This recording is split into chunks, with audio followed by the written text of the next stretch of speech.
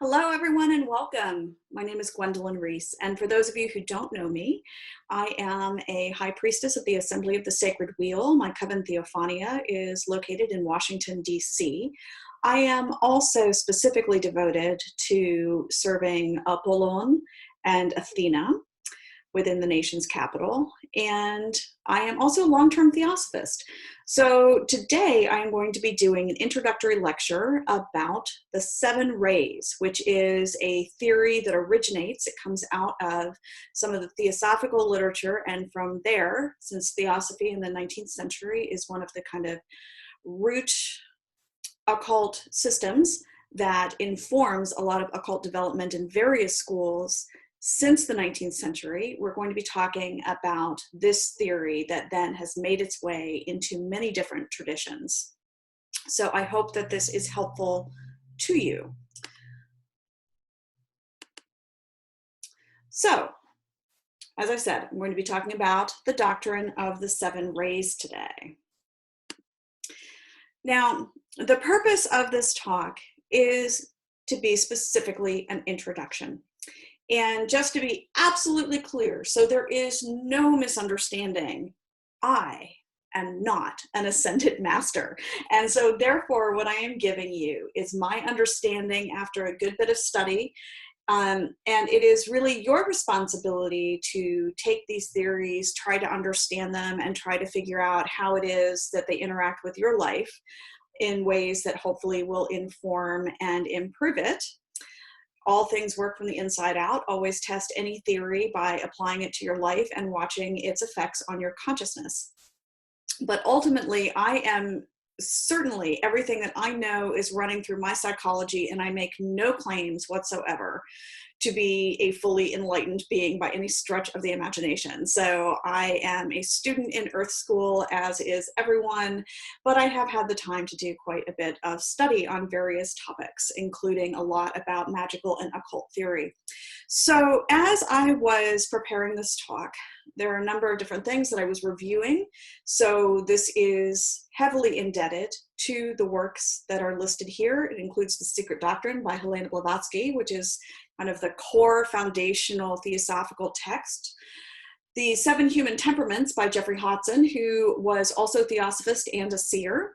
The 7 Rays by Ernest Wood. The 7 Rays Made Visual, which is quite helpful, by Helen Burmester. And then there are numerous books by Alice Bailey. The Bailey material relies heavily on the 7-ray doctrine, and you will find this woven throughout most of her work. And I do recommend taking a look at it. It's got some very interesting ideas. So at the same time, I have been working with this theory and some of the ways in which I will present it.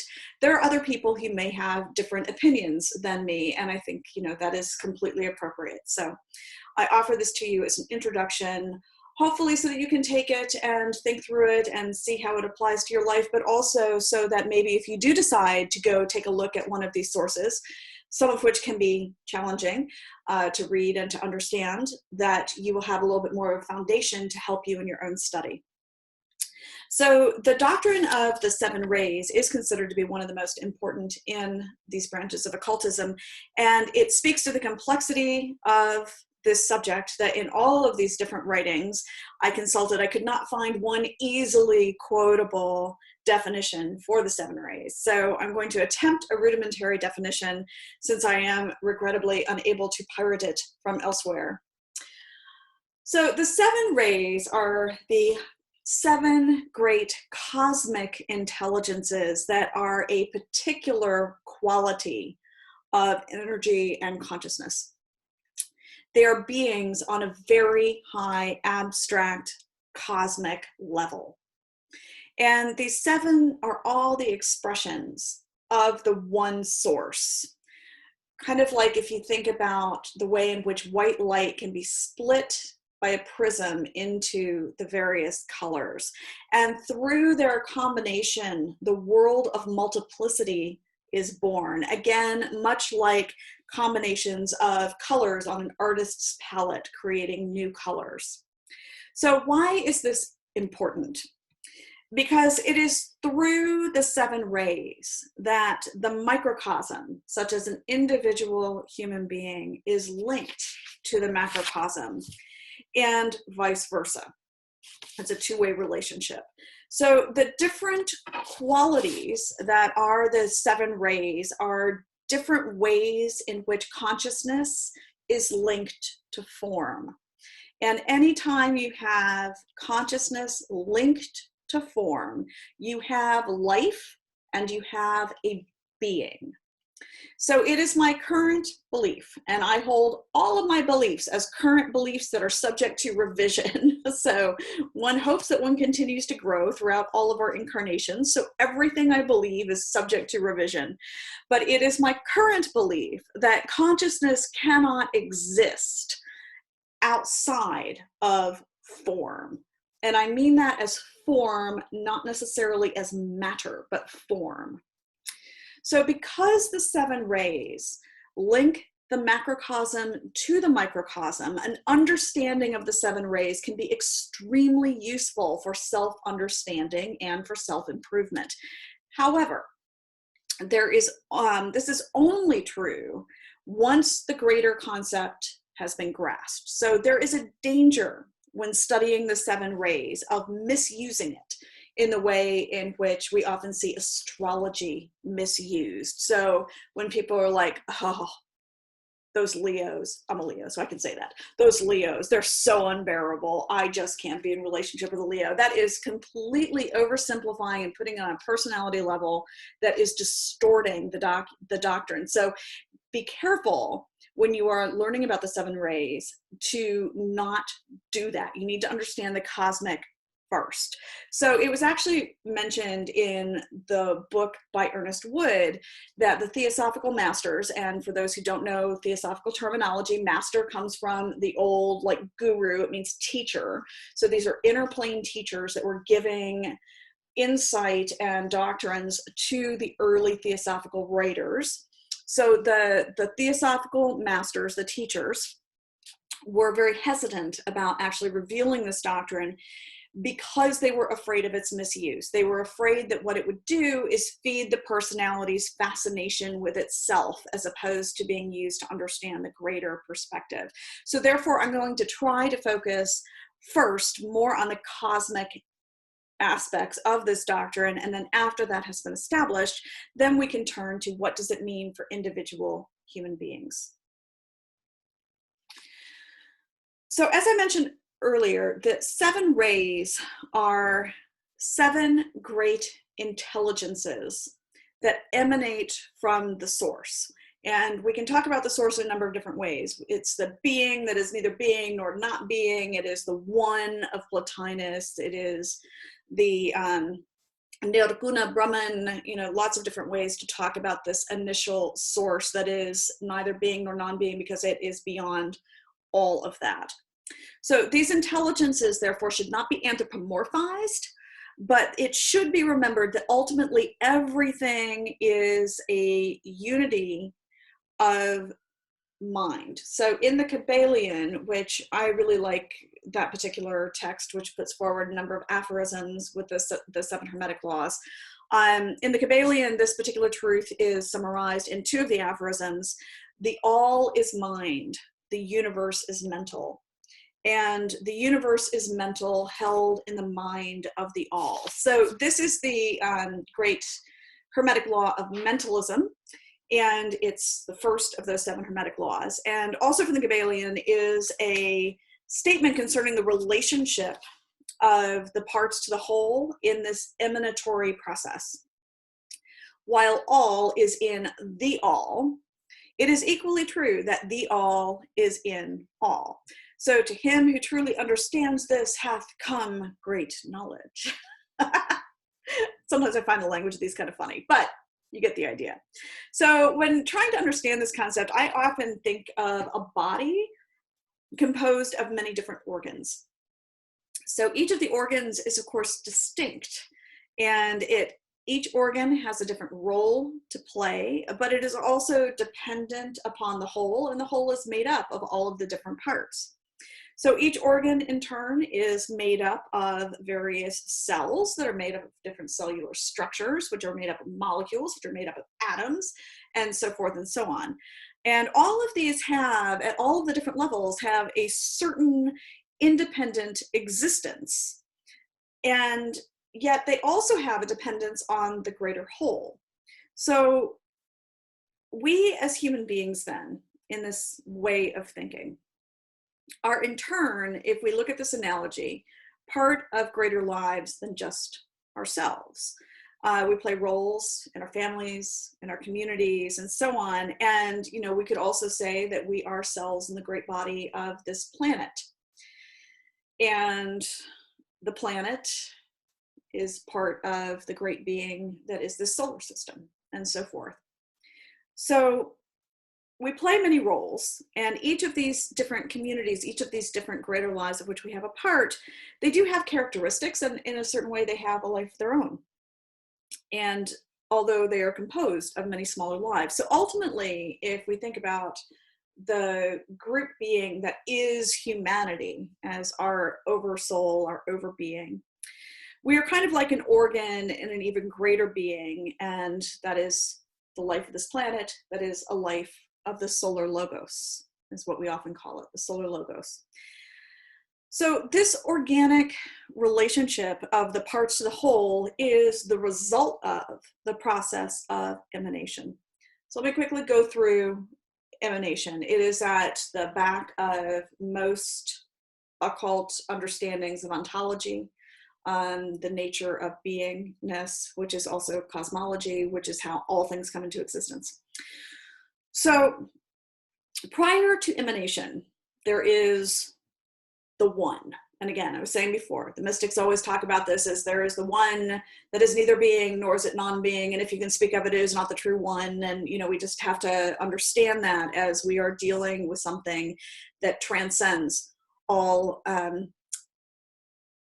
ability to speak of it or conceive of it in a way that is bounded by language and by normal structures of consciousness.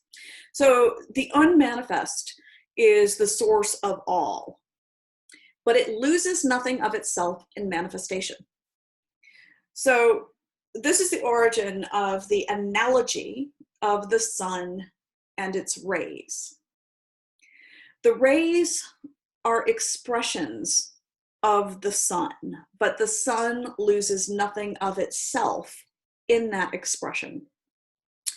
The rays depend upon the sun for their very existence, but the sun is not dependent upon the individual rays. It is, however, in the sun's nature to shine. So the first step into manifestation in an emanatory scheme is that, and this is the great mystery because we don't know why it happens, in some way the one beholds itself. It gains some sort of self-knowledge. And what happens when that occurs is that this is that initial split into subject-object. Because the thing that is beheld now in this self-knowledge is different. That is the object, and you have a self that is beholding it. And that's the nous, is the way it is framed in the work of Plotinus as an example, to use the Greek, because I tend to use the Greek, but that initial subject-object split. And if you've done a lot of meditation, think about that as an analogy. There's the part that is observing, and then there is that which is observed, which is undisturbed by that which is observing. Okay, so the object of contemplation, which is the one, loses nothing of itself in this process. The second one, which is a term that Blavatsky uses, excuse me, that second one, or the one in manifestation, might also be called, like I said, the mind of God, or the nous, to use the Greek, and to take it a little bit less out of that kind of old guy in the sky kind of conceptions that sometimes get in our way when we're talking about the divine. But what we're talking about here is that mentation. So in the process of emanation, there are always two things that are happening simultaneously. There is the contemplation of what is higher. And like I said, there's that initial split of the unmanifest, for some reason, knows itself, but the part that is knowing itself is not exactly the same as the first step emanation out of there. And then in contemplating itself, that is producing thoughts, and those thoughts themselves become the next level. And then that being, because this is also a being that is like almost imagined out of this, is looking at the higher level and having additional thoughts that become its own being and are down here. And this is how you end up coming down into an emanatory scheme. And like I said, I really encourage you to think about this when you are observing your own mind in meditation and how you are using it, because part of what you're trying to do is to climb back up. But that's a different talk. So the contemplation of what is higher, and through that contemplation, the thoughts that are produced, which then become that next level of manifestation. In other words, at every level of consciousness and being, including the most primary, there is both receptivity and activity. So there are three qualities of the mind of God, of the nous, of this great, the great divine intelligence. And those are created through contemplation of the unmanifest. And in Sanskrit, and Theosophical language uses a lot of Sanskrit, and there's reasons for that, actually. Indian and Greek have, the two languages, they developed what we now recognize as philosophy the earliest, and there's some very interesting theories about why that might be. But that means that they have very good language that can talk about these abstract matters. So the three qualities in Sanskrit are called Sat, Chit, Ananda. And Sat is being or existence. Chit is consciousness. And Ananda is bliss, which is the true self. So these three qualities are three in one. They are three aspects of the one. And, you know, you can see them as the Holy Trinity of Father, Son, Holy Ghost. You can see them as Brahma, Vishnu, Shiva. You can see them in the Kabbalah as the supernal triad. So, you know, there's lots of different ways in which this maps onto other systems. But Sat in turn has three qualities. So there's Sattva, which is law. And of course, by this we mean like natural law, not just gravity, but something like that. It's not human law. There may be moral laws actually that are natural law, but for the most part, human law is different. So Sattva is like natural law. Rajas is energy, and Tamas is matter. And this includes subtle matter. And so this is any medium that gives form. So all of these three have to do with the form side of life, again in Sanskrit, in the idea of mula prakriti. So beingness then has its three phases. There's law, energy, and matter. Chit, or consciousness, has three powers or states. The first is willpower. And willpower arises from an awareness of self. And this is not just relevant for human beings, but really for any being that has self-knowledge. And that includes all of the big cosmic beings that we would be thinking about. So willpower is the self being itself. That's really what it is. And it is connected to the verb to be rather than the verb to do. The actions that are performed from willpower are expressions of the beingness of self, and they are not imposed from without. So the second power of consciousness is what we might call love power, which arises from an awareness of others, of the not self, and the divine law, the divine life within all things. So this power is also sometimes called wisdom, which is the realization of life and the subjective, that inner consciousness reality. It is impossible to truly contact life, which is by nature divine, without responding with love. Therefore, there is a unity of love and wisdom considers things only from the standpoint of their effects on consciousness, and it is therefore different than knowledge. So then knowledge is the third, and it's knowledge or thought power. And that, like I said, is the third quality of consciousness. Thought arises from an awareness of things, from an awareness of the not self, but not necessarily directly able to connect with the consciousness. So thought is very important because it is through thought that beings act. So having a thought is an event, it is an activity, and therefore it does produce karma. It has things that lead up to it. Having a thought is an event, there are consequences. So thought is really the vehicle of all activity. Perception, for example, rests upon the thought power of discernment of difference. So the movement of the body depends upon direction of thought. Thought precedes all, it is an activity and it precedes all other activities. So Ananda, or bliss, is the last of that supernal triad, and it is the quality of harmony. Through the contact of Sat and Chit, through beingness and consciousness, arises life itself, and that life itself is bliss. So life then is the interplay between being and consciousness. So in Shaiva Hinduism, Ananda is related to Shiva. And Shiva is understood in those theories as being the unmanifested source of all.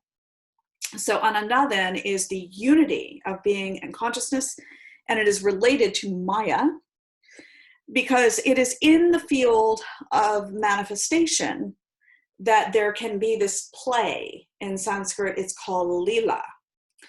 And at the highest level, Ananda is the identification with the unmanifest, which is the role of Shiva as the destroyer of all differentiation. And of course, you know, there's beautiful images of Shiva as the dancer who is destroying the cosmos at the end of time, and therefore returning us all to primordial unity. That would be where that's coming from, but it's very joyful in this dance of destruction. So what we have here then is the supernal triad of being, consciousness, and bliss. And if you want to map it onto astrology, as far as like, you know, again, we're talking qualities, I think you could probably think about this in terms of the modalities, in terms of cardinal, fixed, and mutable. And so within those three primary qualities are the 7 qualities. And those are will, love, wisdom, thought, and then law, energy, form, matter, and harmony. So from this supernal triad, and then with its 7 qualities, emanate the 7 rays. And each of the 7 rays has all of the qualities mentioned above. Each ray has all the qualities, but a different one in each predominates. So as I mentioned earlier, I find the metaphor of the artist's palette to be helpful to my mind about how we have these things that are coming together in different proportions and creating different colors in manifested reality. So I am not very good at graphics. Anyone who knows me knows that. So I attempted to create something here which maybe will help a little bit, but I could not figure out how to get the fourth ray into here. So basically what we have here is originally there's the ultimate reality, which we've talked about. Then you have the emanation into the supernal triad, into this 3. And then we have the 3 rays of aspect. And these are the internally focused rays, where the focus is really, it's got like an overlying focus on consciousness, inward focus on consciousness. And then they are aligned with the 3 primary types of consciousness here. So will is the first, love, wisdom is the second, and active intelligence, emphasizing thought, is the third. And then on the like reflection side is all of those kinds of qualities, but as they are externally focused on Sat, focused on beingness, and that would be the seventh ray is related to will as it is expressing itself more towards the external into the world of beingness as opposed to focused on the inward focus of consciousness. Then love, when that is outwardly directed, is devotion. The sixth ray, thought, outwardly directed, is what we sometimes call the ray of science. And then the one that's missing here, because I couldn't figure out how to make the graphics do what I wanted to, sorry, is the fourth ray, which the fourth ray is Amanda, that's the harmony, and it basically is an equal mix of all of those. And so that's the fourth ray. It's kind of in that center point between the inner and the outer and pulling together all of these. So this process happens then on the cosmic level, and the seven rays are sometimes called the Tian Choans, the Lords of Light, things of that nature. So therefore, in some of the occult literature, should you decide to go follow up on this and do some of your own reading, you'll sometimes see things like the Lord of Will, the Lord of Love, Wisdom, the Lord of Active Intelligence.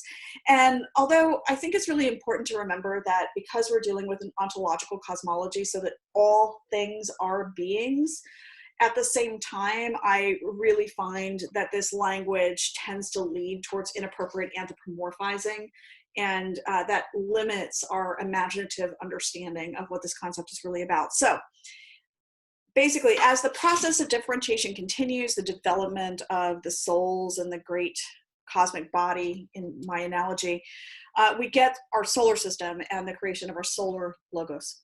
And our solar logos is the great being who is our solar system. And what we think of as our physical solar system is really only their body. And I'm using the gender neutral they, them, their as pronouns for that because I think it's more appropriate. But they also have an astral body, a mind, a soul, and so forth. So our solar logos, the one in whom we live and move and have our being, is predominantly on the second cosmic ray of love wisdom. And therefore, as this process of emanation continues, all of the manifestation of the seven rays in our solar system are basically subrays of the cosmic second. The entire process, if we want to think of it this way, can be understood as the mind of the divine in contemplation of the one, learning about itself. That's really what spiritual evolution largely is. So being on the second ray, because everything in the solar system is on the second ray, the ultimate goal of our solar system, of our solar logos, and of whom we are a cell, is to unfold the full potential of consciousness. So the role of humanity, which I love, this is, I take my beloved Theosophical elder, Julia Rogers, her definition, humanity being any being in any place and any time wearing any body in which highest spirit and lowest matter are linked at the plane of mind. So the role of humanity is to become fully aware of the nature of forms and their ensouling entities. And this will lead from individual consciousness to group consciousness, and then from there into divine consciousness. So the first ray is dominated by the quality of will or power. And in the Logos, it is omnipotence. It is the power of omnipotence. And in Theosophical language, it is related or represented by the Manu. On a cosmic level, it is primarily concerned with the destruction of forms so that there can be progression. It is inwardly focused, being a quality of consciousness, and arises from consciousness of self. And the first ray is fundamentally tied to the ideal of freedom. The first ray is in sympathy and is reflected in the seventh ray. The seventh ray is dominated by the quality of tamas, or matter, almost what might be called stability, which is basically divine will expressed in sat, expressed in beingness. So the primary function of the seventh ray is to link the inner qualities with external forms. Thereby, what they are doing is spiritualizing the forms. The seventh ray is therefore the ray of magic and ceremonial order. It is the ray of creation through thought forms. And the seventh ray is externally focused and is fundamentally tied to the ideal of beauty. Similarly, the second and the sixth rays of attribute are reflections. The sixth ray of attribute is a reflection of the second ray of aspect. The second ray is dominated by love, wisdom, and again, it is internally focused. In the logos, it is omnipresence, and is sometimes, that being is called the cosmic Christ or the cosmic Buddha, should you run into this in occult texts. The second ray is fundamentally tied to the ideal of unity. And when the conscious quality of love, wisdom is expressed in Sat, in beingness, it becomes the sixth ray, which is dominated by Rajas, is dominated by energy. And this is the life-giving principle of the sustainer. It is fundamentally tied to the ideal of goodness. And this develops then into idealism and into devotion. The third ray is dominated by the quality of thought or active intelligence, which is tied to the idea of comprehension.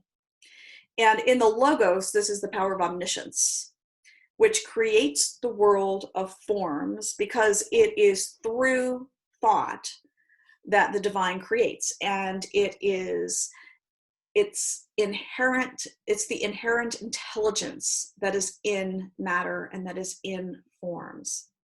It is associated in the Theosophical lexicon with the Mahakoan, the great being that is the Mahakoan. Expressed in Sat, expressed in beingness, it becomes the fifth ray, which is dominated by law, the ideas of law, and fundamentally tied to the ideal of the pursuit of truth with a capital T. And it is the power to discover the mind of the divine within form. And the fifth ray is especially important for humanity because we tend to be predominantly active on the plane of mind. That's where a lot of our activity is. Now, the fourth ray is sometimes called harmony and also called harmony through conflict. And it is both Ananda and it is also Maya because it is in the field of Maya, in the field of the illusory differentiation, that all of these different qualities are interacting. And the fourth ray is the relationship of interrelation. It is balanced. It's at that balance point between Sat and Chit, and is often, as I said, called harmony through conflict. Its purpose is to try to bring into atonement or at-one-ment, atonement, the forms with the indwelling life and the qualities of will, love, and thought. And it is, again, a ray of beauty, art, translation, and healing. It is the balance of opposites. So then, in the process of emanation, all life radiates from the one source and passes through the supernal triad and from there into the seven rays. And each monad is, and the monad, I mean that as the part of the being that is the immortal part that is coming through and is passing through all of these different phases and lessons in great spiritual evolution. So it is the immortal part of each individual. So each monad then is colored or is attuned to a particular chord, if you will. So although all beings do partake of all seven qualities, everyone has all of these, much like you are not just your sun sign. It is way more complicated than that. You have got all of it in you. But at the same time, there does tend to be one that will dominate. So this is why there's a perpetual appearance of the number 7 in a lot of occult literature. And I'm just going to mention that's also the sacred number of Apollon himself. But it's because you have these 3 qualities of consciousness mixed with these 3 qualities of being and then the harmony between all of them, and that makes 7. So let's talk about how this relates to human beings. Now, we've talked a lot about the cosmic stuff. Let's bring it down to where we can use it. So the monad then, like I said, is the pilgrim, if you want to think of it that way. It's the eternal part of an individual that is going through the evolutionary process. And as such, every monad has been particularly colored by one of the rays, although it has the qualities of all 7. But before getting involved in the particularly human manifestations of the 7 rays, we want to consider, how will this knowledge be useful? And what is the process of application to the personal life? Because, as I mentioned at the very beginning, all knowledge, all theories should be applied and then evaluated on their effect on consciousness. What does this do to your consciousness? Does it make you more loving, more kind, more wise, more whatever? I mean, that's how you need to be doing some of this discernment. And if it does the opposite, then look out. So in contemplating the usefulness of this doctrine on an individual level, this is the understanding that I have. And this is totally like my understanding. Therefore, take all of it with a salt lick. Actually, many of these thoughts came to me while I was contemplating the work of J.R.R. Tolkien, who I admire greatly. And some of his understandings and the way in which he was describing his own ontologies. So I tend to think of life rather like a song, a very complex song, the song of life. And in this song, every little life has some special part that is theirs to sing, and it is only theirs. They are the only one who can sing it. And basically that is the expression of their individual life in the greater life. And I think that all of the so-called evil in the world really comes from not singing your part. And I think that this comes from one of 2 sources. One of them is that you are afraid to sing your part, either because you aren't sure that you know it, or that you don't have the confidence that you're going to do it right. And this creates a kind of sin of omission, because what's happening in that circumstance is that you are depriving the whole of the part that you should be playing, this part that you should be singing. The second source seems to come from a desire to sing somebody else's part instead of your own. So the problem with that is that it isn't really possible to sing someone else's part. So doing so creates a certain amount of discord. And so these are 2 sources of disruption that stem really from not being who you truly are, and from trying to be somebody other than who you truly are.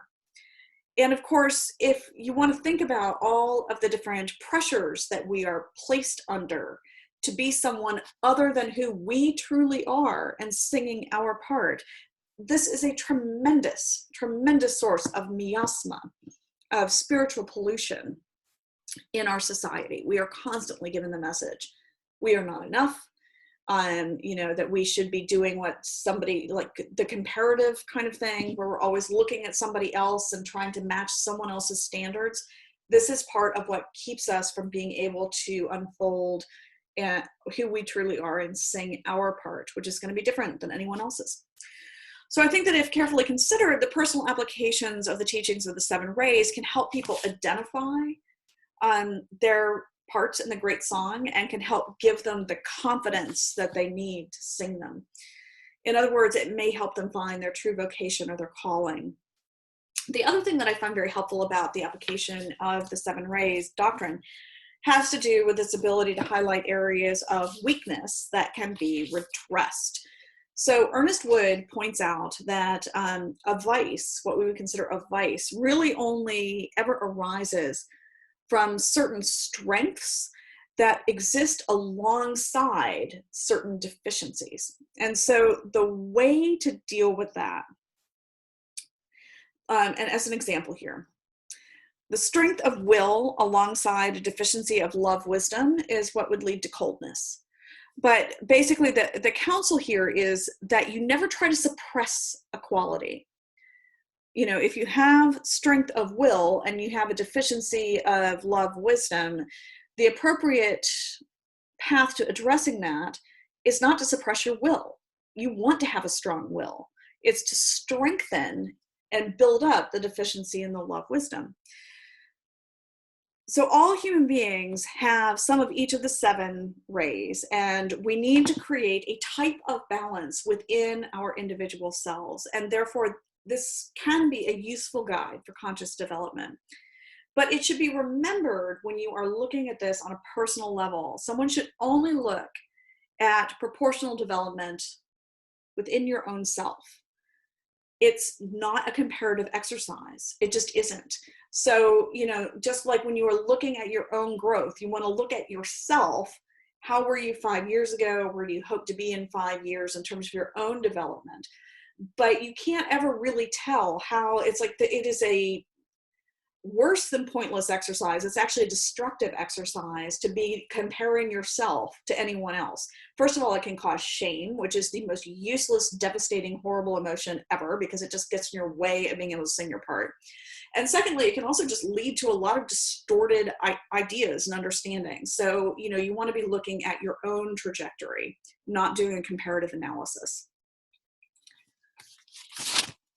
So, would suggest the primary process, or this process for using this for self-development. So first you want to identify your primary ray, and this can be done in a variety of ways. But it is essential that you should have no desire to be or not be any of the particular, because they are all divine. So contemplate the qualities associated with the ray, and especially those 3 qualities of consciousness: will, love, and thought. And then consider, because it's often easier to spot them, your imperfect actions. And then those imperfect actions tend to highlight deficiencies. And usually what you're going to find is that there is an area in which you are not as deficient as the others. And that's one way to identify your rays. So for example, do you have a tendency to sacrifice truth, which is tied to thought, for love? Such as saying things that are not necessarily really true, but your real motivation is to try to make somebody feel better.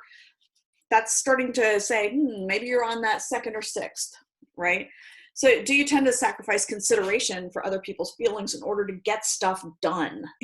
That's starting to show, okay, maybe you have some deficiencies on the 2nd or 6th, but maybe that's kind of like a 1st or 7th ray sort of situation here. So again, that shows, like in that instance, that would be, a strength in either the 1st or the 7th, strength in one of the will, and a deficiency in love. Also taking a look at, like, what are your strongest motivations? Why do you do things? As an example, I have a tendency to think and philosophize quite a bit. I love it. And that's a 3rd ray attribute. Philosophy is a 3rd ray kind of thing. But my driving motivation to do that is because I desperately want to reconcile all thoughts and find harmony between them all, and say, like, but maybe we're all right. And that is totally a 4th ray sort of approach, even though it's a 3rd ray activity. So after one has identified his or her ray, then the goal is to look for deficiencies and redress them. So what suggestion is, it is too much typically for us to think about systematically developing all 7. So try to make a plan to redress imbalances, and make sure that when you are doing that, you're doing a couple of different things. You want to be sure that you have at least one from each of those 3 major qualities. So the will, the love, wisdom, and the thought. And then you want to make sure that you have at least one that is internal focused and one that is external focused, so that you're not entirely internally focused nor entirely externally focused. So, as an example here, if I identified my primary ray as 2nd and noted a strength in will but a deficiency in thought, then I might choose to develop along the lines of the 5th ray, so I'm not completely internally focused. So in this scheme, the 4th ray, the scheme of Wood, he has the 4th ray more closely related to the 1st and the 7th. Jeffrey Hodson has it more closely related to the 2nd and the 6th. In theory, it is an equal balance between all of them. It feels a little bit more personally to me in alignment with the 2nd and 6th, but that may be because I am more in alignment with the 2nd and 6th. So, it should also be noted that the personality, and in Theosophical language, we talk about the individuality is the part that is immortal.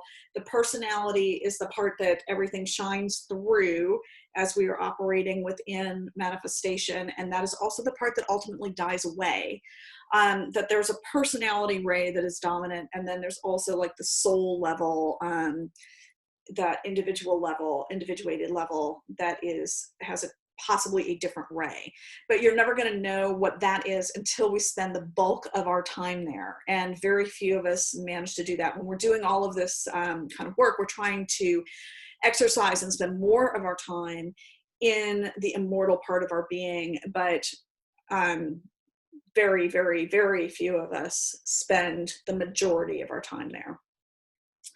So now I want to consider a little bit more specificity about the specific 7 rays within the context of human beings. So that first ray, the ray of will.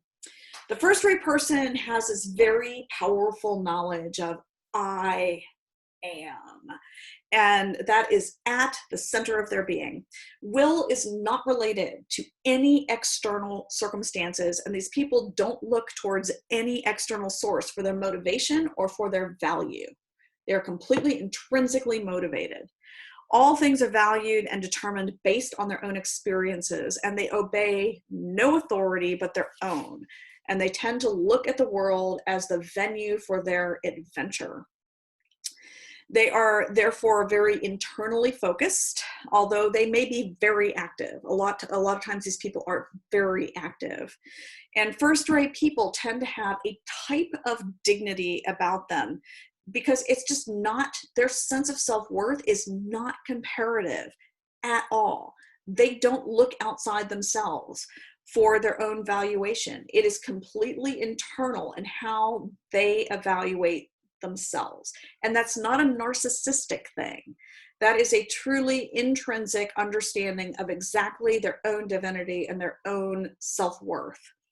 And in fact, when you see people who act like narcissists, they are often the opposite of first ray. They are they are weak there, actually, because they're so desperately wanting kudos. And a first ray person doesn't need it. A true first ray person just doesn't need that. So self-government is a very powerful note in a first ray person. And if they decide that they are going to pursue some discipline, they're the people who just don't have to put up a big struggle to do it.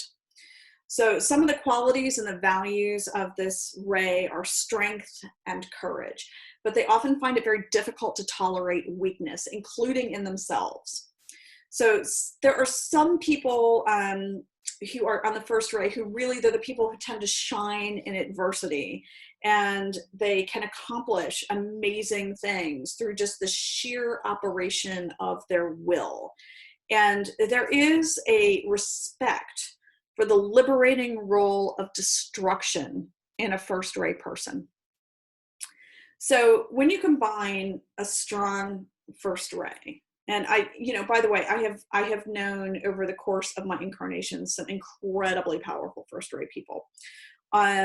But when you get this combined with a deficiency in the characteristic of like love, wisdom, so that's second or sixth, these people can absolutely run roughshod over anyone who stands in their way, and they can be pretty insensitive to the suffering of others, especially if they perceive them as being weak. That's one of the ways in which that deficiency can cause some problems. And again, what you don't do is you don't weaken the will, you work on strengthening the love wisdom there. Or if you have someone who's really powerful in the first ray, but they are deficient in one of the thought elements, like they're deficient in the third, fifth, then those are the people who can become very dogmatic, and they can refuse to critically examine their own ideas and then, just force them on others. So whatever the person is, defeat or humiliation is really painful to a first ray person. And first ray people do tend to come into positions of leadership pretty easily and quickly. And there's no actual specific magical system associated with the first ray, but there is a form of magic that is by decree. And again, I've seen this. This is like where they just decree to the cosmos that it will align themselves with their will. And if they are powerful enough, it will. And, you know, when people talk about something like the Steve Jobs reality distortion field, this is the kind of thing that they're talking about. So it's rare to see somebody who is that powerful and is on that ray, but when you do, you kind of know it. So this particular aspect, the particular aspect of humanity that is related to that would be the Atma. Okay, so second ray, love wisdom. So love, the second ray, which is internally focused, it's about consciousness here. It's not directed out towards, you know, the towards beingness necessarily. It is the expression of wisdom that knows the unity of all manifestations in their divinity. And people on this ray tend to just kind of think of others without thinking of themselves, but it's not like an abnegation martyrdom. It's just they're not thinking of themselves. So they're very internally focused. So if their love is not returned, they barely even notice, because that wasn't the point of it. It's just an expression of their being, and it's actually not tied to a reaction. So this is a love that comes from a love of the divinity that is in all beings, and they have a particular affinity for those who are very different from themselves, because it's only by encountering the other that is different that we come into contact with aspects of divinity that we wouldn't know otherwise. And that is so enriching and exciting to a second ray person. So they have a particular draw towards theories around spiritual evolution, because that really is the expression of love being expressed in the world through this constant growing and the interconnectedness of all things. So the second ray person loves first. And they can become members of many different religions, but the thing that will draw them to any of the different religions has to do with the emphasis on this kind of love, on the unity, on the compassion part. And, you know, not being externally focused, they actually don't tend to be particularly devotional. Second ray people have a desire to help the divine unfold itself. And so they tend to be drawn to teaching and to healing. And it's also the ray of philanthropy. If the second ray is dominant and there is a deficiency in the area of will, so a deficiency in the first seventh, there can be a real danger of sentimentality. And this is basically love, but without the ability to act or to be of any use to anyone. And so they can make themselves really pretty miserable, dwelling on the pain of others, but not actually doing anything to alleviate the causes of that suffering. So if the second ray is dominant and there is a deficiency in the area of intelligence, then in a certain way, kind of similarly, honestly, the effort is it's wasted, or harm is accidentally done. And so, you know, as an example, when you have parents who, out of a love for their children, but they have a deficiency in like the thought aspect, they just do everything for their children, and they inadvertently cultivate within them a sense of learned helplessness, where their children don't have the confidence that they can succeed at anything because the parents have always intervened and done everything for them. Even though it was motivated by love, it is deficient and has actually inadvertently caused harm. So that would be kind of an example of how this sort of situation can work if there's a deficiency. So the magical system associated with the second ray is Raja Yoga, and the human principle associated with it is Buddhi. The third ray is the ray of active intelligence. And the third ray person is interested in the world of things, interested in the world of what's going on there. But actually, they're only really interested in examining how those things in the external world affect the world of consciousness. That's really what they're about. So this person is still really inwardly directed. And this is the ray of philosophy that grasps at trying to have meaning and understanding rather than so much knowing. It's not the knowledge that's driving them, it's the understanding. They really want to know more what things mean than what they are. So what things mean always implies relationships, and therefore the third ray is always examining relationships. Full comprehension is the ideal of the third ray, and the divine or God is approached through the quest for truth with a capital T. Third ray people tend to be very, very broad-minded, and they create through the mind. They may be artists or engineers, scientists, or really in any other field, but the key to the third ray is the way in which they create. So basically this is how it works. So through, they're concentrating on something, and then they kind of establish some sort of a boundary around what it is that they're kind of thinking about. And then they go into this kind of meditative state, and they apprehend a thought. So this is really kind of an intuitional sort of thing. Then through contemplation about that, they're creating additional thought forms, and the creation of those thought forms make way for birth of thought on lower realms. So again, they're kind of, to a certain extent, they're redoing this idea of the creation process, as we talked about with the emanation and the more cosmic levels. So in an adept, all of these powers will be perfected no matter what the dominant ray. But the genius of the third ray is that they see all externals and all events as lessons for the internal life, which is a really valuable way of thinking.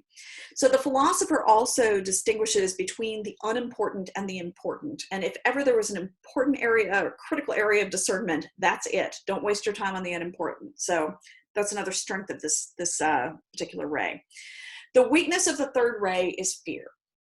And you can see this when you are looking at a being, like watch how a being who relies predominantly on thought reacts to something that they can't understand as yet. And if they react in fear, then that's a good clue there. So the third ray, if you have a third ray dominant, but then you are deficient in love wisdom, the second, sixth, then that can be, it can lead to coldness, it can lead to selfishness, it can lead to a twisting of truth that doesn't involve wisdom.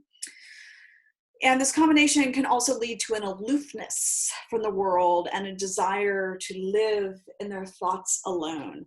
So similarly, if you have like a third ray dominant and a deficiency in will, so that first or seventh, this can lead to indecision that results from seeing too many sides and not having the strength to just choose an option, and an impracticality that results from living only in principles and in these long-range plans without developing a course for immediate action. So the third ray has special disdain for incompetence, and it is related to the higher manas, and its magical form that it's related to is astrology. The fourth ray is the ray of harmony through conflict. It is the ray, it's the first of the rays of attribute, but it's a balance of all the other qualities being equally situated between the internal and the external world, and containing will, love, wisdom, active intelligence in roughly equal measure. And the key of the fourth ray is the need for all external activity to be grounded in an internal ideal, and for all internal ideals to be outwardly expressed.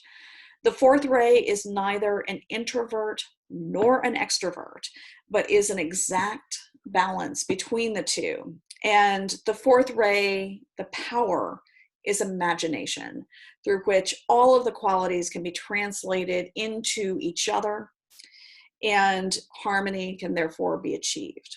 Now, the disadvantage of being a fourth ray person is that they develop none of the qualities to the same level of intensity as anyone on whichever other ray.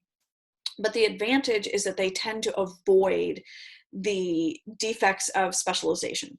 So the fourth ray person may seem more changeable, more moody than the other rays, at times being drawn towards the subjective, at other times being drawn towards the opposite, towards the objective. But their happiness for a fourth ray person is achieved with equipoise in the middle, the balance of all the qualities. And the primary faculty, again, is imagination, being the blend of will, love, and thought. So the imagination is ultimately the most powerful of all the magical forces, and the perfected fourth ray will be a magician producing visible results from unseen means and unseen results from visible means. So the harmony between inner and outer, between Sat and Chit, and all of the qualities is the ideal of beauty, and that is Ananda.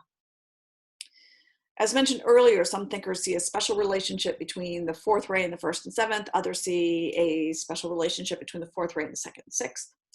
But the fourth ray really is supposed to combine all of them in roughly equal proportions. So this ray is not, therefore, as I mentioned, as prone to the imbalances and deficiencies as the others. However, if one is fourth ray and tends to take a lot of flights of fancy without being able to get much done in the real world, then it would suggest that maybe you should do some conscious strengthening of the first or seventh. Or if the person is so wrapped up in a fantasy world as to be effectively unaware of others, then you might want to consider developing your second, sixth ray a bit more. If the person is prone to harebrained schemes or gets lost in the process of manifesting their work, then you might want to focus a little bit more on the development of the thought rays, third, fifth. So the fourth ray is associated with the antakarana, which is the bridge between the personality and the individuality, that bridge, the rainbow bridge that allows us to connect the part of us that incarnates with the part of us that is immortal. And the magical system is Hatha Yoga. And this, again, links the physical and the spiritual. So in whatever field of endeavor they enter, a fourth ray person is going to be a translator. That's what they're going to be working on. And so in my opinion, it is this drive to effectively translate reality for others in the different rays that leads the fourth ray person to try to develop all the qualities they can so that they can become proficient for translating back and forth. The fifth ray, it begins the first of the so-called rays of devotion. And those are the fifth, sixth, and seventh. And all these rays of attributes have an emphasis on the sat aspect, on that beingness aspect. So the fifth ray is the ray of science. And although most people on the fifth ray, they see themselves, like in their own conception of themselves, as anti-devotional, they are in fact devotional. And their devotion, their faith is, it can be articulated like this. Number one, there is something out there that is truth, and it can be discovered. Number two, this truth can be discovered specifically by a human mind that is aided by specialized and careful methods of inquiry. And number three, the discovery of that truth will benefit the lives of human beings. So that's really kind of their devotion, their creed of devotion, and that's a good thing. That's a good thing. God is primarily felt as external and as in the world and nature, or the divine, however you want to say that. But the scientist is driven by this quest for knowledge, but not necessarily for understanding. And that's an important distinction. The knowledge for which a scientist searches is the knowledge of law, again, of natural law. And this is Suffolk. The methods that a scientist uses are careful and exacting, and everything will be subjected to them. So the fifth ray emphasis is on the deductive, formal mind. However, once a decision is reached, sometimes fifth ray people can find it very difficult to reevaluate it. They don't always like to go back and continuously question their foundations. They do tend to start a little bit more honestly from a place of not necessarily having the same level of foundation. So, they do go through a rigorous process in the beginning, but once they have been like, this is real, it's very, very hard to get them to reconsider. So once a decision is reached, they have that difficulty. And also this ray is linked to the principle of the lower or concrete mind, and everything, therefore, it really, they're looking for it to be demonstrable in an objective way. They want to be able to see it. So fifth ray dominance, when you combine that with a deficiency in the rays of love wisdom, leads to separateness and a tendency to be overly critical of others. But the deficiency, if they have this with a sense of unity, it can lead to a narrowness of vision and imbalanced skepticism that tends to emphasize the negative. So if you have, and that's all fifth ray stuff that is deficient in the first or seventh. Fifth ray, the second or sixth. fifth ray dominance with a deficiency in the first or seventh will, that one was not actually addressed in any of the readings that I did, unlike all of the others, but I suspect that what it would look like is a lack of appreciation of the greater purpose and lead to a myopic, overly materialistic view in which they're not able to see the life principle that is behind everything.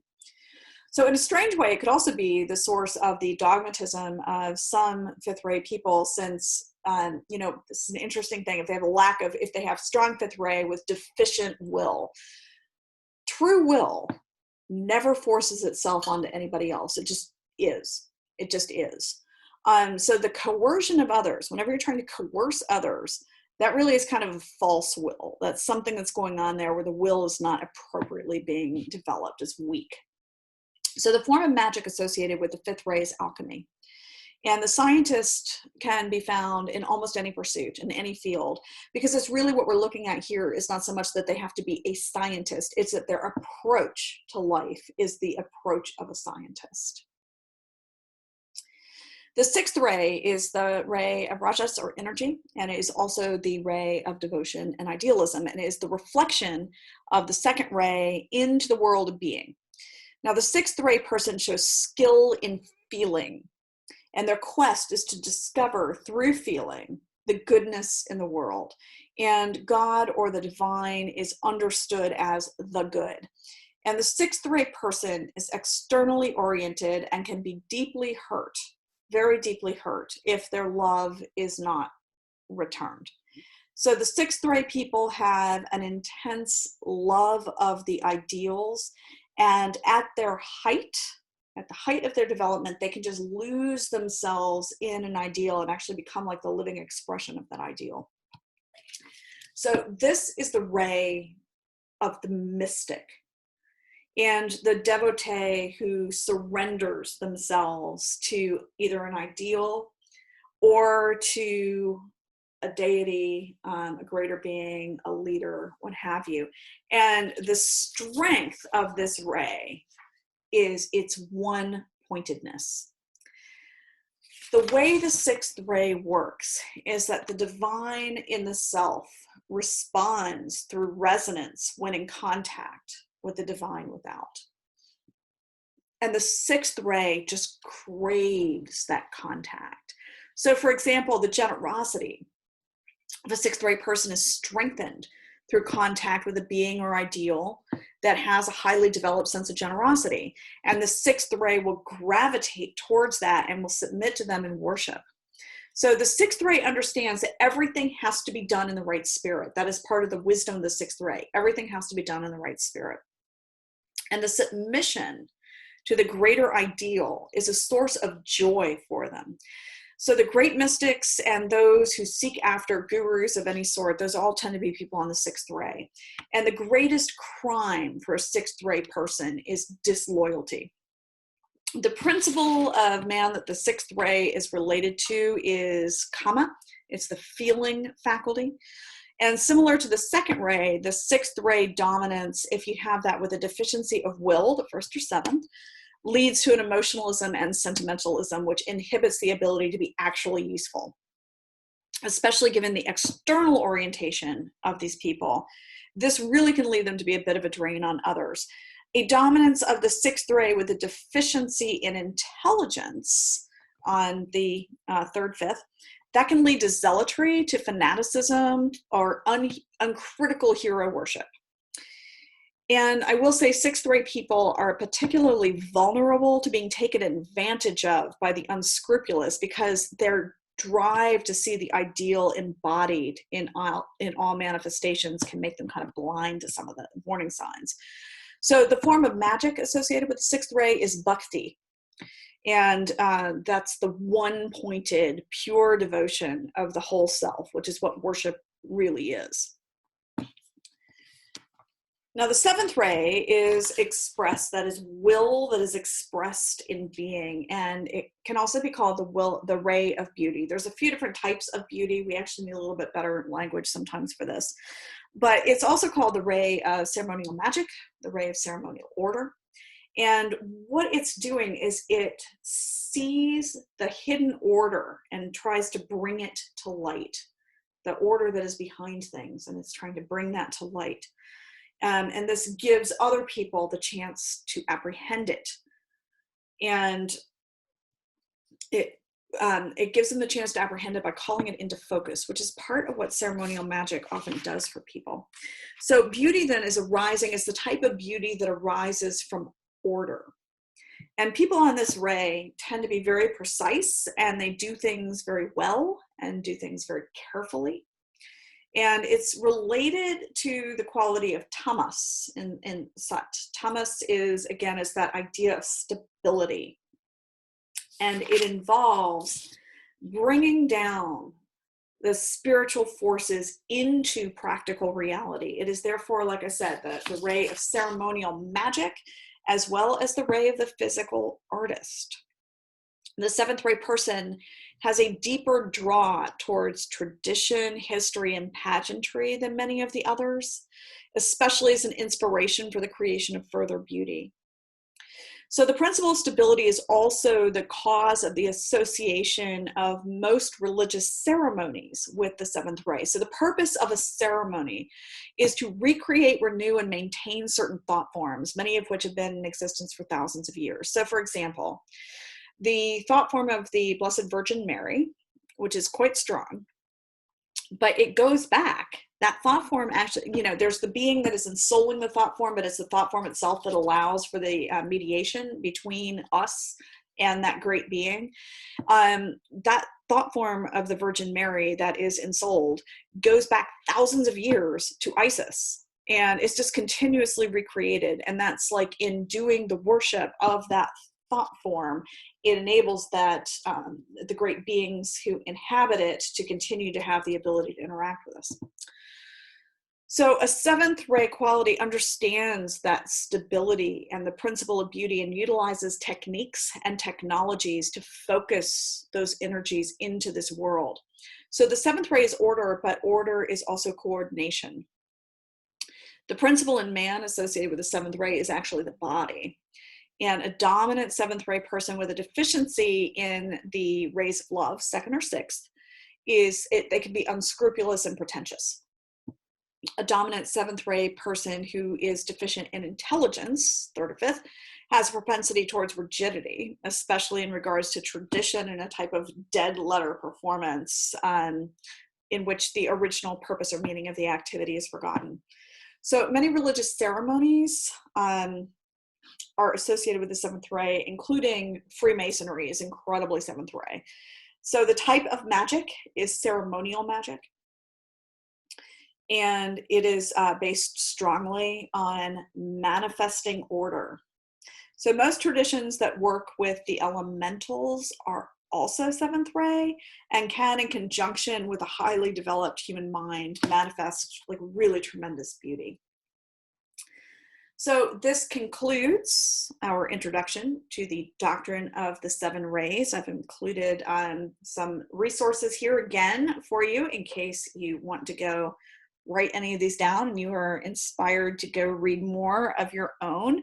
I do just want to remind you that this work is, like I said, we've concluded our discussion here with a lot more about the individual humans, but again, this is a cosmic theory and it is reflected in the microcosm, but it is not contained by it. So thank you all so much for joining me today as we consider the seven rays. I intend to be making a number of other of these videos. If you want to subscribe to my channel, I will see you again soon. And I hope that you have a fabulous day.